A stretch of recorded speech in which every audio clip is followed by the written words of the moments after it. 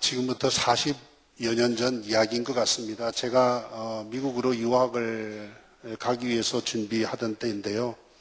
제가 굉장히 참 힘들었습니다. 당시는 영어 공부하는 곳이 그렇게 흔하지 않아서 영어 공부하러 다니는데 여러 곳으로 쫓아다녔지만 영어 실력이 그렇게 늘질 않아가지고 굉장히 힘들었던 기억을 저는 갖고 있습니다.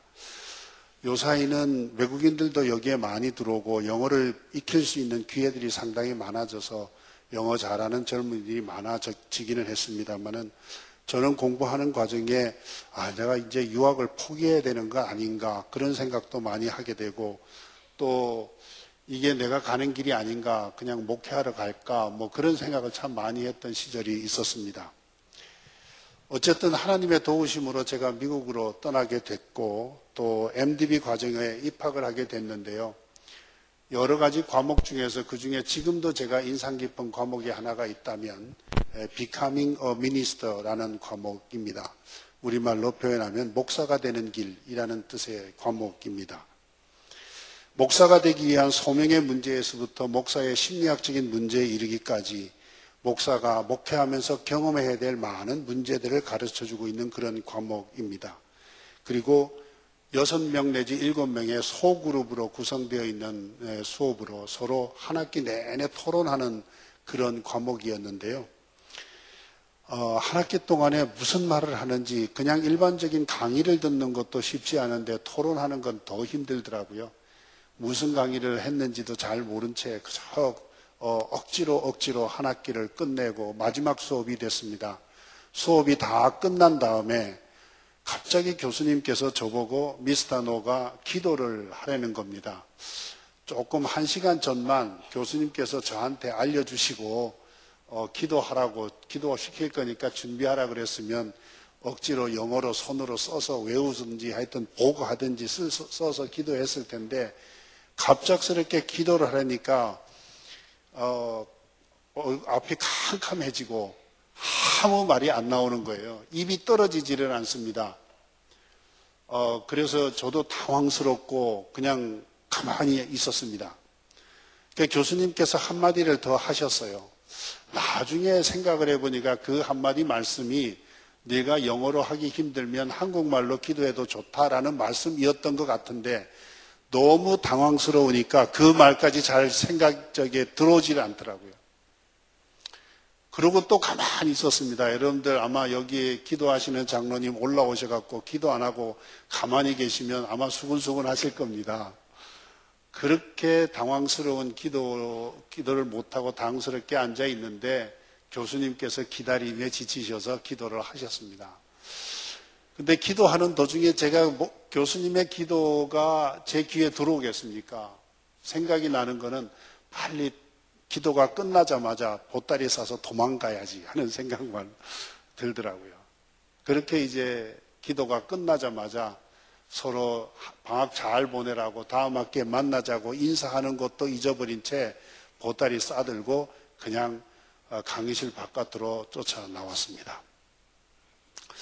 나오다 보니까 제가 너무 한심스럽고 너무 불쌍한 거예요. 그리고 그 후에 제가 생각하는 게 뭐냐면 하필이면 왜 사람들이 바벨탑을 쌓아가지고 이렇게 언어를 많이 만들어서 지금까지 내가 고생하게 만들었을까?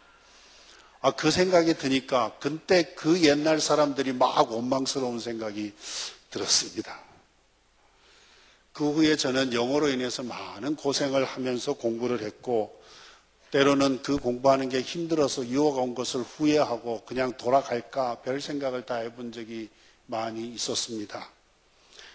어쨌든 하나님의 은혜로 제가 1991년도에 공부를 끝내고 서울신학대학의 교수로 돌아오게 됐는데요.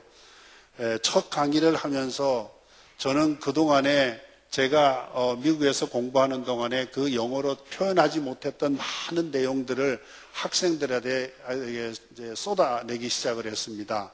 많은 지식은 아니지만 그동안에 공부했던 거 그냥 영어 반 한국말 반 섞어가면서 강의를 하게 됐는데 저는 가슴이 시원했습니다.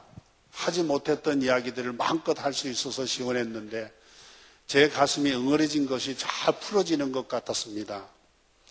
지금 27년이 지난 후에 지금도 그때에 저한테 공부를 배웠던 학생들이 지금 목사님들이 되셔서 이곳저곳에서 흩어져서 목회를 하시는데요.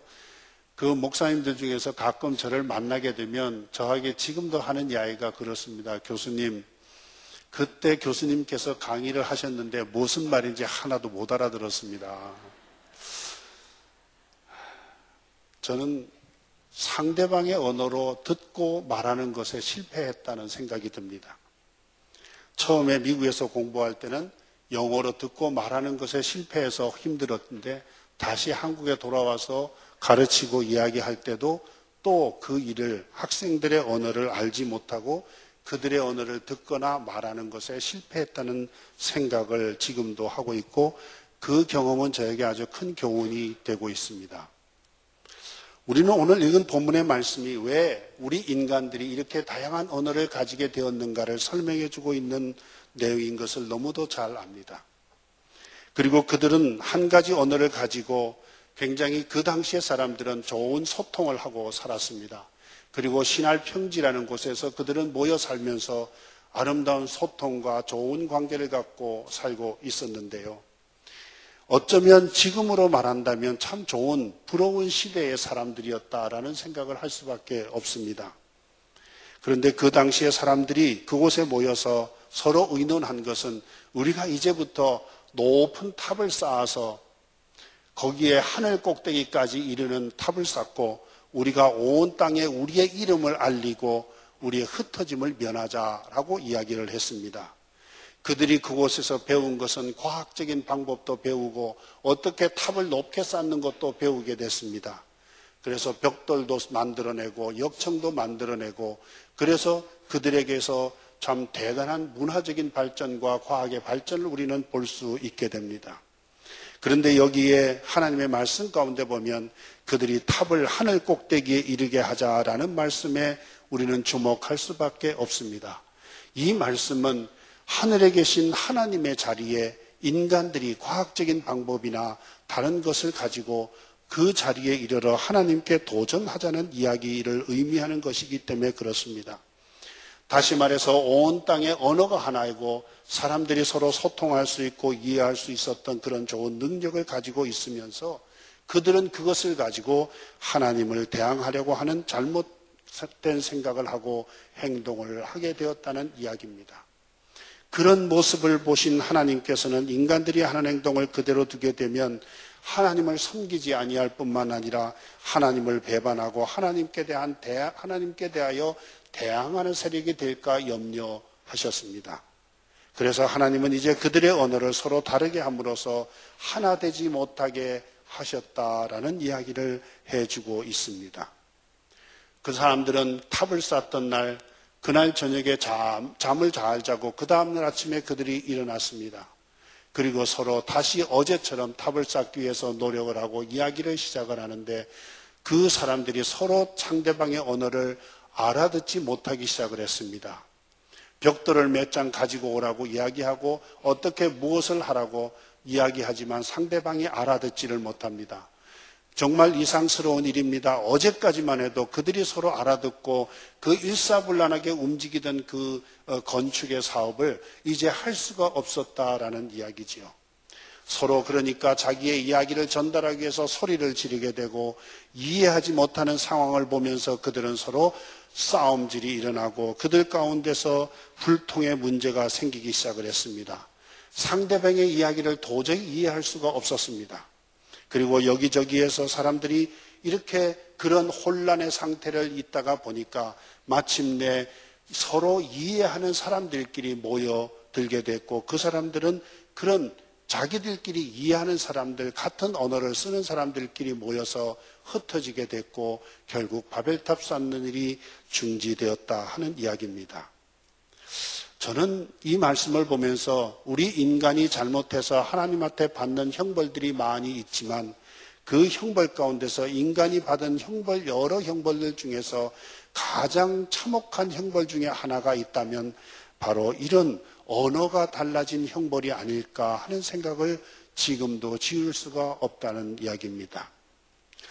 그런데 제가 점점 나이가 들어가면서 깨닫는 것이 있습니다. 그것이 바로 의사소통의 문제입니다. 어떻게 하면 제가 다른 사람에게 저의 말과 사상을 정확하게 전달할 수 있을까 하는 문제 말입니다. 최근 우리 사회와 가정에서 가장 큰 문제라고 말할 수 있다면 그것들 중에 하나는 나와 다른 생각을 가진 사람의 언어를 잘 알지 못하는 점이라고 할 수 있을 것입니다. 똑같은 말을 쓰고 있으며 상대방이 말하는 것을 알아듣는 것 같기는 하는데 실제로는 서로가 제대로 이해하지 못하고 있다는 말입니다. 그것은 아마도 서로가 동상이몽의 사상을 말하고 있고 생각하고 있기 때문이 아닌가 하는 생각을 해보게 됩니다. 제가 지금까지 있었던 교수로서의 제 자신도 생각해 보았습니다.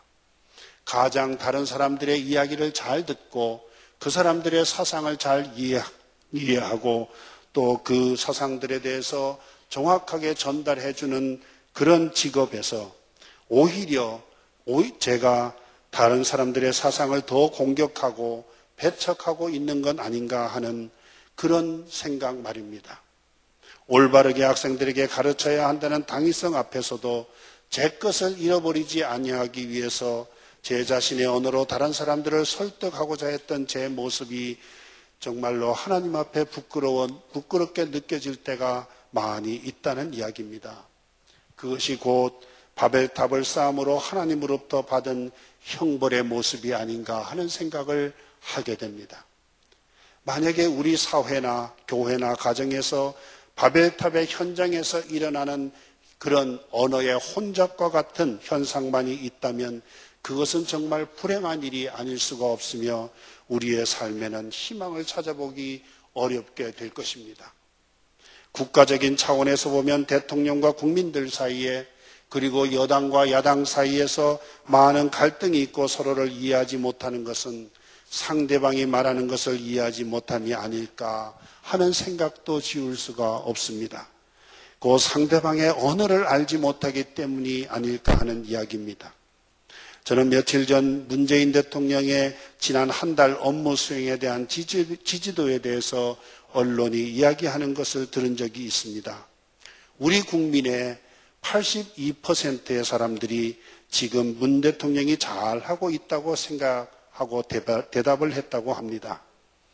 그런데 그 중에서 가장 잘하는 것이 무엇입니까? 하고 질문했더니 문 대통령께서 국민과 소통하려고 하는 노력을 하고 있다는 것, 그것을 제일 많이 지지하고 있더라고요. 참 다행스러운 일이라고 생각합니다. 그리고 이러한 소통의 노력과 정신이 그분이 대통령 끝날 때까지 변하지 아니하고 이어지기를 간절히 바라고 있습니다. 그렇지만 지금까지의 우리의 정치적 현실은 소통보다는 불통이 많았고 그것 때문에 어려움을 겪었던 것을 우리는 생각할 수 있습니다. 그리고 지금도 여전히 여당과 야당 사이에는 소통과 화합의 문제를 놓고 논란이 일어나고 있는 것도 사실입니다. 이런 의사불통의 문제는 고스란히 국가와 백성들의 불행으로 나타나게 될 것입니다. 가정에서도 마찬가지입니다. 부모와 자녀 간의 세대 간의 다른 언어가 존재하기에 갈등하고 있습니다. 아내와 남편 사이에도 그렇습니다. 여자와 남자가 말하는 다른 언어가 있는 듯 합니다. 남편은 아내의 언어를 잘 알아듣지 못하고 아내는 남편의 언어를 잘 알아듣지 못하는 듯한 현상이 지금 우리 가정 속에서 자주 일어나고 있지 않습니까?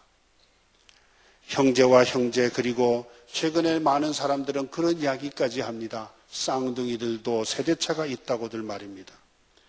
이런 의사불통의 문제는 고스란히 우리의 가정의 문제나 불행으로 연결될 것입니다. 서로가 서로를 이해하지 못하고 자기 말만을 계속하고 자기 말만을 상대방이 들어주기를 강요한다면 그것은 우리 사람들에게 큰 불행이며 절망일 수밖에 없다는 뜻이지요. 그래서 학자들은 상대방을 이해하기 위한 학문을 발전시켜 왔습니다.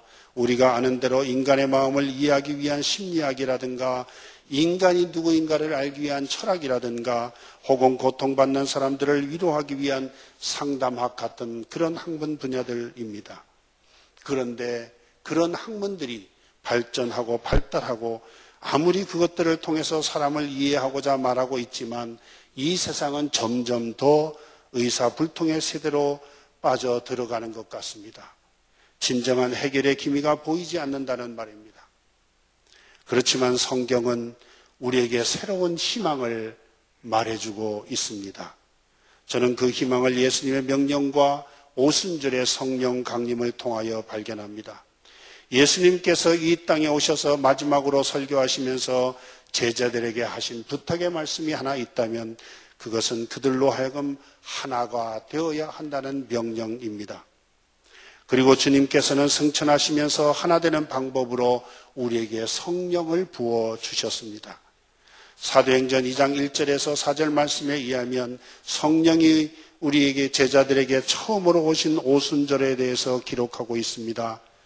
교회력에 따르면 지난 주일은 바로 성령 강림 주일이었으며 바로 그날을 기념하는 예배를 드렸습니다. 지난 주일날 지목사님의 설교 말씀을 보니까 요한복음 14장에 있는 말씀을 가지고 말씀을 하시면서 성령 충만의 길을 이야기하셨더라고요. 성령의 임재와 함께 일어난 역사는 당시 오순절에 마가의 다락방에 모였던 사람들이 방언을 말하기 시작했다는 이야기입니다. 그런 의미에서 보면 성령의 임재와 방언의 은사는 떨어질 수 없는 중요한 관계를 맺고 있다고 할 수 있을 것입니다.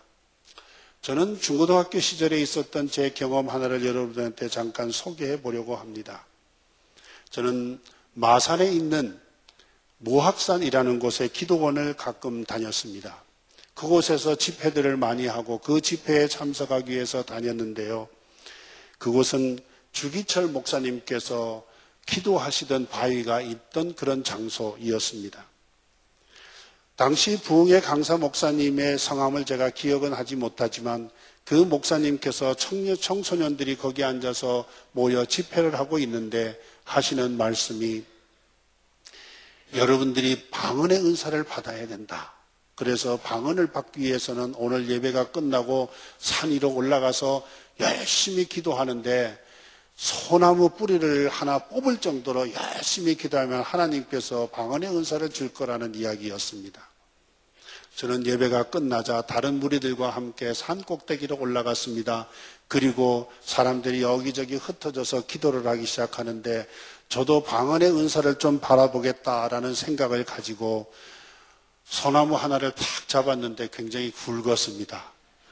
그래서 이거는 아무리 기도해도 이거는 안 뽑히겠다 그 생각이 들어서 그거는 포기하고 이거저거 돌아보다가 작은 소나무 하나를 붙잡고 밤새 기도를 했습니다. 그리고 그것을 뽑기 위해서 열심히 흔들었는데요. 근데 결국 새벽녘에 이르기까지 그 나무는 뽑혀지지 않았고 저는 그것 때문인지 모르지만 방언의 은사를 받지 못했습니다. 그런데 하나님 앞에 그런 기도를 하는 과정에서 정말로 제가 더 큰 은혜를 받은 것이 있었습니다. 그 은혜는 하나님께서 저를 사랑하신다는 것이었습니다. 여러분들 진정한 방언의 은사가 무엇이라고 생각하십니까? 지금 우리가 말하는 방언의 은사는 일반적으로 사람들이 잘 알아듣지 못하는 영적인 언어라고 생각을 합니다. 물론 이런 방언의 은사는 성도가 자신의 영적 성장을 위해서 필요한 것이라고 바울 사도도 이야기했고 고린도전서 14장에 보면 통역의 은사가 없으면 조용히 방언 기도를 하는 것이 교회와 자신에게 덕이 된다고까지 말씀하고 있습니다. 그렇지만 첫 오순절에 일어났던 방언의 은사는 그런 종류의 방언의 은사가 아니었습니다. 저는 사도행전 2장의 본문을 보면서 당시 방언을 말하던 제자들의 모습 속에서 한 가지 중요한 사실을 발견합니다. 당시는 아시아와 유럽 각국에 흩어져 살던 유대인들이 오순절의 절기를 지키기 위해서 예루살렘으로 모여들었던 때입니다. 그런데 그들이 오순절에 이란 역사 속에서 예루살렘 가운데 모여들어서 이상한 소문을 듣기 시작을 했습니다. 마가의 다락방이라는 곳에서 큰 역사가 일어나고 있고 사람들이 큰 소리로 하나님께 기도하는데 서로 다른 언어로 말하고 있다는 이야기입니다. 그래서 당시 아시아와 유럽 각국에서 예루살렘으로 온 사람들도 그곳에서 그 모양이 어떤 것인지 구경하러 모여들기 시작했습니다.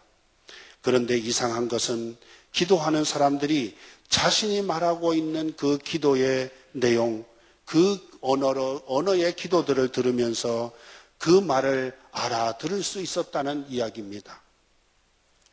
마가의 다락방에서 기도하여 성령을 받았던 120여 명의 사람들이 기도하고 있는데 그리스에서 온 사람들은 그들의 기도를 들으며 그리스의 언어 헬라어로 그 말을 알아들을 수 있었고, 로마에서 온 사람들은 로마의 언어로 알아들었고, 이집트에서 온 사람들은 이집트의 언어로 그들의 기도를 알아들을 수 있었다는 이야기이지요.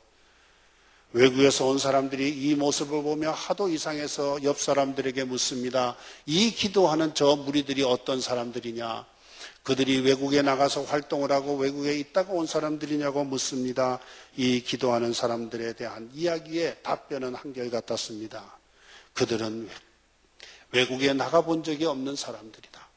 그들은 갈릴리에서 살다가 온 어부들이고 그들은 그저 이 땅 위에서 오랫동안 살아서 다른 언어도 잘 모르는 그런 사람들이라는 이야기입니다. 그러니까 그 자리에 모였던 많은 사람들은 그 모습이 더욱 이상했습니다. 마침내 갈릴리 사람들이 자신들이 살던 그 지역의 방언으로 말하고 기도하는 모습을 보면서 그것을 이상하게 여겼고 그들이 하나님 앞으로 돌아와 예수님의 제자들과 하나 되는 역사를 경험하게 되었으며 그 자리에서 많은 믿는 사람들이 생겨났다고 성경은 이야기하고 있습니다.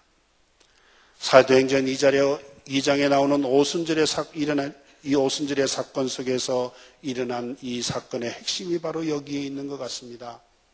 예수님의 제자들이 자신들의 언어로 다른 이들에게 말한 것이 아니라 다른 이들이 말하고 있는 언어로 말을 할 수 있었다는 점입니다. 이런 점에서 본다면 과거 인류 역사에 처음 시작할 때 홍수 사건 이후에 하나님께 대항함으로 흩어졌던 그 언어의 다름이 이제는 성령을 통하여 그 언어의 다름을 극복할 수 있었다 하는 이야기입니다. 바벨탑 사건에서 일어나 언어의 혼란을 이제 성령의 임재를 통해 성령의 은혜로 우리가 그 모든 혼란을 극복할 수 있었고 그들은 그리스도 안에서 하나 되는 그리스도인이 되었다 하는 말입니다. 내 사상만이 옳은 것이니 내 것을 배워야 하고 내 언어로 내 사상을 수용해야 한다고 내 언어로 말하고 있지는 않는지요. 설령 내 것이 옳더라도 다른 사람들의 언어로 내 것을 말할 수 있는 능력이 있어야 하지 않을까요? 저는 학생의 언어로 제 사상을 가르치는 방법도 더 많이 배워야 할 것 같습니다. 다른 학자들이 가지고 있는 사상의 언어로 내 사상을 소개할 수 있어야 하기도 하고 그들의 사상을 이해할 때 우리가 진정으로 서로가 하나 되는 소통의 역사를 가질 수 있는 것이 아니겠습니까? 저는 가끔 제 아내와 의사가 소통되지 않는 경우들을 발견해 봅니다. 특히 제가 식사하는 문제가 생길 때 그런 일들이 자주 일어났는데요. 제가 나이가 들어가면서 자꾸 배가 나오기 시작을 했습니다. 그래서 제가 염려가 돼서 음식의 양을 줄이기 시작을 했지요. 아내는 저를 위해서 맛있는 음식을 준비해 놓고 제가 작게 먹으니까 자꾸 섭섭해 하는 겁니다. 그래서 저것을 제게 권하는데 제가 자꾸 적게 먹겠다고 이야기하고 내 건강을 위해서 내가 좀 음식을 줄여야 되겠다 그런 이야기를 하니까 제 아내가 그것에 대해서 자기가 준비한 것을 맛있게 먹어주지 않는 것에 대해서 좀 섭섭해하는 것을 제가 봤습니다. 오히려 제 아내는 저한테 이런 이야기를 합니다. 제대로 먹고 운동을 제대로 하지 왜 그렇게 밥을 안 먹으려고 하느냐. 생각해보면 제 아내 말이 100% 맞는 이야기입니다. 그런데 제가 그걸 못하니까 제가 제 고집을 피웠던 것 같습니다. 가끔 가다가 식사하러 바깥으로 나갈 때도 그렇습니다. 제가 가끔 아내에게 묻습니다. 오늘 뭘 먹었으면 좋겠느냐고 말입니다. 그건 제 아내가 주로 대답하는 게 아무거나 괜찮아요. 그런 이야기입니다. 저는 진짜로 그게 진정으로 하는 말인 줄 알았습니다. 아무거나 괜찮은 줄 알고 제가 먹고 싶은 거를 가서 먹었습니다. 그랬더니 그날 제 아내가 굉장히 기분이 안 좋아하는 거예요. 아마 그런 경험들, 웃으시는 분 보니까 그런 경험이 있으신 거 아닌가 생각이 됩니다. 진정으로 내가 내 자신의 언어로 다른 사람들에게 말하는 것이 아니라 상대방의 언어를 알아듣고 말할 수 있다면 상대방은 내가 말하는 것을 잘 알아들을 수 있을 것입니다. 남편은 아내의 언어로 말하고 아내는 남편의 언어로 말하며 부모는 자식들의 언어를 이해할 수 있고 그들의 언어로 말할 수 있고 자식들은 부모의 언어로 말할 수 있다면 그리고 형제와 자매들이 서로의 언어로 말할 수만 있다면 그 가정은 예수님의 명령대로 하나 되고 사랑으로 이해할 수 있는 좋은 화목한 가정이 될 것입니다. 우리는 왜 상대방이 내 말을 이해하지 못할까 하는 그런 고민하고 그런 이해하지 못하는 상대방에 대해서 잘못되었다고 질책하고 그 책임을 전가하고 있을까요? 대화가 없는 만남은 우리에게 고통을 안겨줄 뿐입니다. 저는 이런 면에서 보면 진정으로 우리에게 좋은 대화, 좋은 소통의 사건이 있다면 가장 대표적이고 성공적인 사건이 있다면 성경에 나타난 예수님의 성육신의 사건이라고 생각합니다. 하나님께서 하늘에서 그냥 우리에게 하늘의 언어로 우리 인간들에게 표현하고 말씀을 하셨다면 우리는 아무것도 이해하지 못하고 알지 못했을 것입니다. 그런데 하나님께서는 우리가 그런 언어로 하늘의 언어, 알아듣지 못한 언어로 말씀하시지 않으시고 인간의 언어가 사용되고 인간이 알아듣게 하기 위해서 하나님 스스로가 인간이 되셔서 이 땅에 오시고 인간이 쓰는 언어로 사용하시고 대화하셨다는 이야기입니다. 하나님께서는 우리와 대화하시기 위해서 직접 인간의 모습으로 오셨고 인간을 이해하시고 마침내 인간이 겪는 가장 큰 고통 그리고 두려움인 죽음을 경험하시는 것을 우리가 보면서 그분의 그런 모습이 우리에게 바로 복음이 되었다는 이야기이지요. 예수님께서 우리 인간과 대화하기 위해서 성육신 하셨다면 더 나아가서는 예수님은 우리가 두려워하는 죽음도 같이 겪으시며 인간의 고통과 두려움을 이해하고 인간과 소통하실 수가 있으셨다는 이야기입니다. 이 언어는 곧 십자가의 사랑의 언어입니다.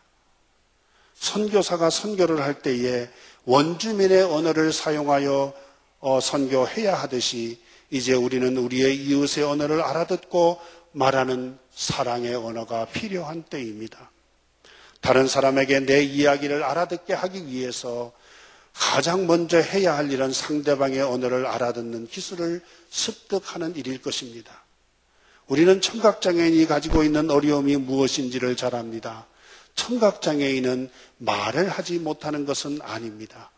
그러나 그들이 청각으로 다른 사람들의 말을 듣지 못하면서 말하는 것도 어눌해지고 말을 잘 하지 못한다는 점을 우리는 너무도 잘 안다는 이야기입니다. 그래서 우리가 진정으로 노력해야 하는 것은 다른 사람들의 말을 알아들을 수 있도록 해야 하는 일이며 그 후에는 그 언어로 그들과 말할 수 있어야 한다는 것이지요. 그렇지만 우리가 말처럼 그것이 쉬운 것은 아닙니다. 성경은 우리에게 성령께서 이 일을 하실 수 있음을 말해주고 있습니다. 이를 위해서 성령의 충만을 통하여 성령의 언어로 알아듣고 말할 수 있어야 한다는 이야기입니다. 다른 이들의 언어를 알아듣고 말하는 것이 우리의 노력으로 완전하게 이루어질 수 없음을 너무도 잘 압니다. 우리는 오직 성령의 도움으로 높은 하늘의 보좌를 버리시고 낮고 천한 이 땅에 오셔서 우리에게 먼저 본을 보여주신 예수님의 사랑의 언어를 사용할 수 있을 것입니다. 다른 사람들이 알아듣지 못하는 방언으로 말하는 것보다 더 위대한 방언은 다른 사람들이 이해할 수 있는 언어로 말하여 그들로 알아듣도록 하는 사랑의 언어일 것입니다. 이제 우리는 다른 이들의 언어로 말하는 사랑의 언어가 다른 때보다도 더 절실한 시기에 그리스도인의 귀한 사명을 부여받았습니다. 진정으로 서로가 하나 되어 가정에서 서로를 이해하고 사랑하며 교회 안에서도 하나 되는 역사를 이룰 뿐만 아니라 마지막 때에 아직도 예수 그리스도를 모르는 사람들에게 복음을 선포해야 하는 하나님께서 우리에게 주신 사명을 잘 감당해야 할 때입니다. 초대교회에서 그들의 언어로 말하는 방언을 듣고 그들이 예수님에게로 돌아온 것처럼 이제 우리도 복음을 말할 때에 그들의 언어로 모든 사람들이 알아듣게 해야 한다는 이야기지요. 진정으로 모든 사람들이 내 언어로 나를 이해하기를 기대하기보다는 다른 사람들이 알아들을 수 있는 사랑의 언어를 구사할 수 있어야 할 것입니다. 다른 사람들이 내 언어를 이해하지 못한다고 원망하기보다 먼저 우리 자신이 우리의 이웃이 쉽게 알아들을 수 있는 사랑의 언어를 쓸 수 있도록 성령의 임재와 충만을 위해 기도하십시다. 그리고 우리의 가정도 우리의 교회도 성령 안에서 하나 되는 역사를 이루어 가십시다. 그것이 곧 우리 주님께서 이 땅 위에서 우리에게 부탁하시고 명령하신 간곡한 하나님의 호소입니다. 기도하겠습니다.